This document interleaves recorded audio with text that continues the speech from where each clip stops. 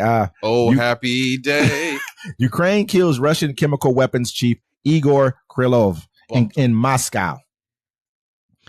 A top Russian general accused by Ukraine of being responsible for the use of chemical weapons against Ukrainian troops was assassinated in Moscow by Ukrainian SBU intelligence service on Tuesday morning in the most high-profile killing of its kind.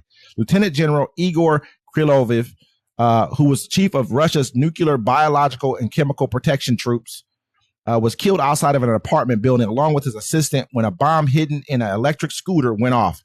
Russia's Investigative Committee, which probes serious crime, said.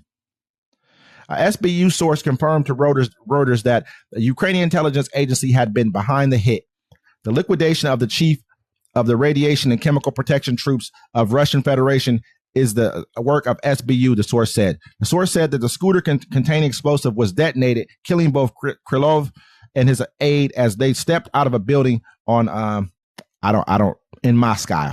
Let's just leave it there. But yeah, this is a pretty big hit for them. I don't think that they've ever reached this far into Russia. I mean, this is Moscow. This is not, I don't know if Moscow is the capital of Russia. I'm not absolutely sure. I don't want to say the wrong place, but let's just look at like Moscow. That's where the Kremlin is. That's like, that's your capital of like where you're. That's like New York City, pretty much to America at the end of the day.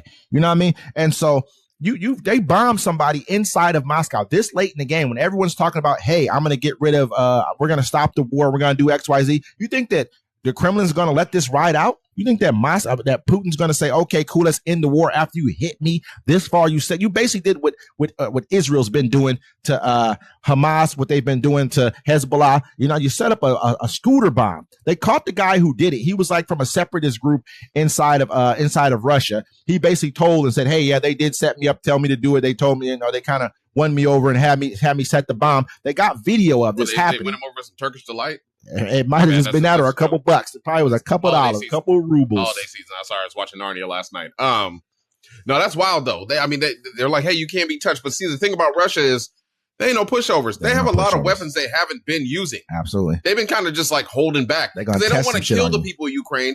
They just want to take out the power structure and then take over. Exactly. They don't want to destroy all the infrastructure. Like, don't use the big one yet. Not yet. Wait until NATO come. Then we throw the big bomb.